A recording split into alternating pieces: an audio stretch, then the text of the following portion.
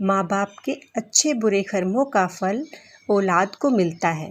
आप सबने सुना ही होगा कि मनुष्य को अपने अच्छे बुरे कर्मों का फल भोगना ही पड़ता है। लेकिन आज की वीडियो में जानेंगे कि क्या माँ बाप के अच्छे और बुरे कर्मों का फल पुत्र को भोगना पड़ता है। जय श्री राधे कृष्णा। आप सभी का हमारे चैनल देव विज्ञान में दिल से स्वागत है। जैसे औलाद अच्छे बुरे कर्म करती है उसे माँ बाप को भोगना पड़ता है, वैसे ही माँ बाप के अच्छे कर्मों का फल या बुरे कर्मों का फल औलाद को भोगना पड़ता है। तो दोस्तों, आज की वीडियो बहुत ही महत्वपूर्ण और ज्ञानवर्धक होने वाली है। आप सभी से अनुरोध है, वीडियो अंत तक जरूर देखें। तो चलिए कहानी को शुरू करते हैं।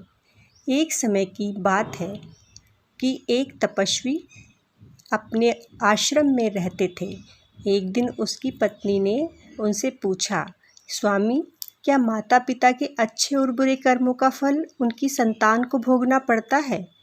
तभी महात्मा ने कहा, हे देवी, माता पिता के अच्छे बुरे कर्मों का फल संतान को भोगना ही पड़ता है। आज मैं सबको इस बारे में ज्ञान मिले आपको एक प्राचीन कथा सुनाता हूँ, जिसे सुनने के बाद आपको पता चल जाएगा कि कैसे माता पिता के अच्छे बुरे कर्मों का फल उनकी औलाद को मिलता है और उन्हें भोगना पड़ता है। फिर उन महान महात्मा ने कथा सुनाना आरंभ किया। हे देवी, प्राचीन समय की बात है। एक गांव में एक गरीब आदमी रहता था। वह बहुत ही गरीब था। किसी तरह से मेहनत मजदूरी करके अपने परिवार का पालन पोषण करता था। उसे मजदूरी में दिन भर काम करने के बाद 50 रुपये मिलते थे। उनमें से 25 रुपये वो रोज़ दान करता था और बाकी के 25 रुपये से अपने परिवार का पालन पोषण करता था। इस प्रकार कुछ समय बीतने के बाद उसके घर में एक लड़के का जन्म हुआ। उस गरीब आदमी के परिवार में अब कुल 3 सदस्य हो गए, पति पत्नी और एक लड़का। अब धीरे धीरे उनके पालन पोषण में समस्या होने लगी, क्योंकि दिन प्रतिदिन महंगाई बढ़ती जा रही थी। फिर महात्मा ने कहा, हे देवी, एक दिन की बात है। उस आदमी के लड़के ने पूछा, पिताजी, आप रोज़ाना 50 रुपये कमाते हैं, जिसमें से आधे आप दान कर देते हैं और आधे में हम अपना गुजारा कैसे कर पाएंगे? आदमी को चुपचाप देखकर उसकी पत्नी ने कहा, बेटा, ऐसी कोई बात नहीं है। तुम्हारे पिताजी जो कुछ दान करते हैं वो तुम्हारे लिए ही करते हैं, दूसरों के लिए नहीं। लेकिन वह लड़का इस बात को नहीं समझ पाया, क्योंकि वह बहुत छोटा था। महात्मा ने कहा, हे देवी, इस तरह समय बीतता गया और उस गरीब आदमी का लड़का अब धीरे धीरे बड़ा होने लगा।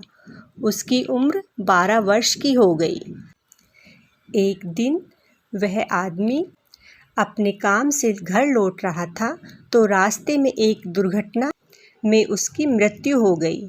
जब उस आदमी की पत्नी और बेटे को यह समाचार मिला तो उन्हें बहुत दुख हुआ।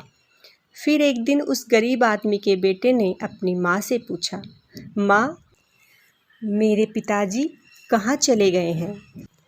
तो माँ ने कहा, बेटा, तुम्हारे पिता हमें छोड़कर यमपुरी में यमराज के पास चले गए हैं। तब बेटे ने कहा, पिताजी थे तो रोज़ाना 50 रुपये कमाते थे, हमारा पालन उसी में करते थे और दान भी करते थे। अब हमारा पालन कैसे होगा? कैसे हमारा पेट भरेगा माँ? माँ ने अपने बेटे से कहा, जिस घर में गरीबी होती है उसका कोई सहायक नहीं होता। उससे सभी दूर भागते हैं सिवाय भगवान के, क्योंकि वह गरीबों के सहायक होते हैं। फिर बेटे ने कहा, माँ, तुम परेशान मत हो, मैं यमराज के पास जाऊंगा और अपने पिताजी को वापस लेकर आऊंगा। हमारी गरीबी देखकर यमराज हमारे पिताजी को अवश्य ही लौटा देंगे और उन्हें हम पर अवश्य ही दया आएगी। महात्मा ने कहा, हे देवी, माँ ने अपने बेटे की इस बात को उसका बचपना समझकर ध्यान ही नहीं दिया। फिर एक दिन की बात है। उस गरीब आदमी की पत्नी अपने बेटे को घर पर छोड़कर गांव में काम करने के लिए चली गई। उधर लड़के ने मन में सोचा कि मैं आज यमराज के पास जाऊंगा और अपने पिता को लेकर आऊंगा। ऐसा सोचकर वह लड़का अपने घर से चल दिया। उस लड़के को चलते चलते काफ़ी समय बीत गया। फिर उसे थकान होने लगी और वह बहुत विशाल आम के पेड़ की छाया में बैठ गया। तभी उस आम के पेड़ से मनुष्य की आवाज़ आई। वह पेड़ मनुष्य की आवाज़ में बोला, बेटा तुम कौन हो और कहाँ जा रहे हो? मेरी छाया में आज तक तुम्हारे जैसा कोमल बालक नहीं आया। उस लड़के ने कहा, मैं एक गरीब आदमी का बेटा हूँ और अपने पिता को लेने यमराज की यमपुरी जा रहा हूँ। उस आम के पेड़ ने यह सुनकर कहा, बेटा तुम मेरा भी एक प्रश्न यमराज से पूछ कर आना कि मैं कई वर्षों से यहाँ पर लगा हूँ, पर मेरा एक भी पत्ता ज़मीन पर नहीं गिरता, ना ही मेरी डालियाँ सूखती हैं और ना ही मेरी छाँव में ज़्यादा आते जाते हैं लोग। मैं और कितने वर्षों तक यहाँ खड़ा रहूँगा? मुझे किस अपराध की सज़ा मिली है?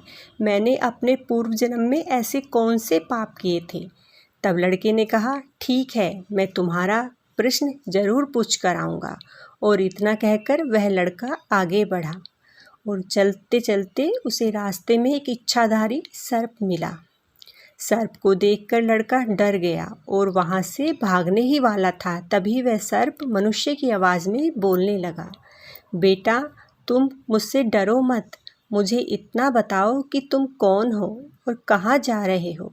वह लड़का हाथ जोड़कर बोलने लगा, नागराज मैं यमराज से अपने पिता को लेने जा रहा हूँ। उस सर्प ने भी अपना प्रश्न यमराज से पूछने के लिए लड़के से कहा, बेटा तुम पूछना, मैं कई वर्षों से यहाँ पड़ा हुआ हूँ, मुझसे अब चला भी नहीं जाता। मुझे किस अपराध की सज़ा मिल रही है जिससे मेरी इस योनि से मुक्ति नहीं हो रही है? तब लड़के ने कहा, ठीक है, मैं यमराज से तुम्हारा प्रश्न पूछ कर आऊँगा। महात्मा ने कहा, हे देवी। इतना कहकर वह लड़का आगे चलने लगा। फिर चलते चलते उसे रास्ते में एक किसान मिला। किसान ने कहा, बेटा तुम कौन हो और कहाँ जा रहे हो? देखने में तो तुम बड़े ही सुकुमार और कोमल लग रहे हो।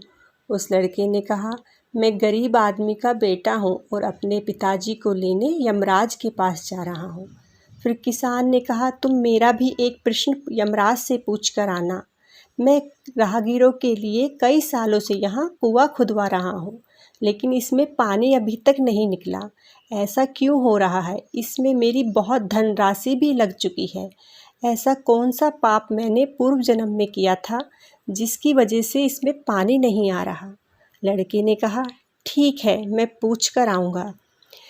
यह कहकर वह लड़का आगे बढ़ा और चलते चलते यमपुरी पहुँच गया। वहाँ पहुँचकर यमराज को प्रणाम किया तथा हाथ जोड़कर कहने लगा, यमराज, हे यमराज, मेरे पिताजी कहाँ पर हैं? जब मेरे पिता घर पर थे तो रोज़ाना 50 रुपये कमाते थे, जिसमें से आधे दान कर देते थे और आधे से हमारा पालन पोषण करते थे। लेकिन मेरे पिताजी अब घर पर नहीं हैं। मैं और मेरी माँ बहुत दुखी हैं, भूखे मर रहे हैं। आप उन्हें लौटा दो। लड़के की बात सुनकर यमराज ने कहा, ठीक है, मैं उन्हें घर भेज दूंगा, तुम बैठो। यमराज ने लड़के को अपने पास बिठाया और भोजन कराया। भोजन कराने के बाद पूछा, तुम्हें और क्या चाहिए? फिर उस लड़के ने रास्ते में जो भी मिले थे उनके प्रश्न यमराज से पूछे। यमराज ने सभी के प्रश्नों का उत्तर दिया और कहा, बेटा तुम जाते समय उन सबको उनके उत्तर बताते हुए जाना। फिर यमराज ने कहा, अब अपने घर जाओ, तुम्हारी माँ तुम्हारा इंतज़ार कर रही है। तुम्हारे पिताजी भी घर पहुँच जाएंगे। फिर वापस आते समय उसे वही किसान मिला जो राहगीरों के लिए कुआं खुदवा रहा था। किसान ने जैसे ही लड़के को देखा, बड़े ही प्यार से पूछा, बेटा क्या तुमने मेरा प्रश्न यमराज से पूछा? उस लड़के ने कहा, पूछा था। यमराज ने कहा कि पहले आपके घर पे जो कुंवारी कन्या बैठी है उसका कन्यादान कीजिए। जब तक उसका विवाह नहीं होगा कुएं में पानी नहीं आएगा। आपका पहला कर्म कन्यादान करना है, उस दायित्व को पूरा कीजिए, बाद में कुआं खुदवाना। उस किसान ने कहा, बेटा अब मैं अपनी बेटी के लिए अच्छा वर ढूंढने कहाँ जाऊँगा? मुझे तो तुम बहुत ही गुणवान और सुशील दिख रहे हो, तुम ही मेरी बेटी से विवाह कर लो। महात्मा ने कहा, हे देवी। फिर किसान ने अपनी बेटी का विवाह उस लड़के से कर दिया और बहुत सारा धन देकर उनको विदा किया। उसके कन्या को विदा करते ही कुएं में पानी आ गया। फिर वह लड़का आगे बढ़ा और चलते चलते रास्ते में उसे वही इच्छाधारी सर्प मिला। सर्प ने कहा, बेटा क्या तुमने मेरा प्रश्न यमराज से पूछा था? लड़के ने कहा, हाँ पूछा था। यमराज ने कहा कि तुम्हारे पास जो नागमणि है, तुम उस नागमणि को दान कर दो तो तुम्हें मुक्ति मिल जाएगी इस सर्प योनि से। यह सुनकर सर्प ने लड़के को वह नागमणि दे दी और सर्प योनि से मुक्त हो गया। लड़का फिर आगे चला और रास्ते में वही आम का पेड़ मिला। पेड़ ने भी लड़के से पूछा, क्या तुमने मेरा प्रश्न यमराज से पूछा था?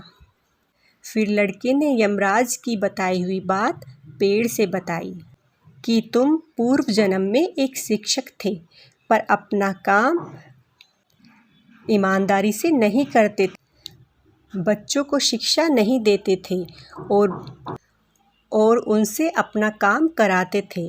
अगर तुम अपना ज्ञान किसी को दे दो तो तुम्हें इस जीवन से मुक्ति मिल जाएगी, पेड़ की योनि से मुक्ति मिल जाएगी। पेड़ ने कहा कि अब मैं अपना ज्ञान किसको देने जाऊं? बेटा तुम ही मेरा सारा ज्ञान ले लो। यह कहकर पेड़ ने अपना सारा ज्ञान लड़के को दे दिया और पेड़ की योनि से मुक्ति ले ली। अब वह पेड़ भी अपनी पेड़ की योनि से मुक्त हो चुका था। अब वह लड़का आगे बढ़ा और चलते चलते अपनी पत्नी के साथ अपने घर पहुंच गया। जब वह लड़का अपने घर पहुंचा तो उसकी माँ बहुत खुश हुई और कहने लगी, तुम कहाँ चले गए थे और यह लड़की कौन है? फिर उस लड़के ने सारी बात अपनी माँ को बता दी। महात्मा ने कहा, हे देवी, अब उस लड़के को ज्ञान हो चुका था कि अब उसके पिता वापस नहीं आएंगे, अब उनकी मुक्ति हो गई है। उसके पिता ने जो दान धर्म किया था, यह सब उसका ही फल था। तो हे देवी, माता पिता के अच्छे बुरे कर्मों का फल औलाद को कैसे मिलता है, यह आपको इस कहानी से पता चल गया होगा। तो यह कहानी आपको कैसी लगी? उम्मीद करती हूँ कहानी आपको पसंद आई होगी। अगर कहानी आपको अच्छी लगी है तो वीडियो को लाइक ज़रूर करें, कमेंट में श्री राधे कृष्णा लिखें और चैनल को सब्सक्राइब करना ना भूलें। आप सभी का दिन शुभ हो। जय श्री राधे कृष्णा। हर हर महादेव।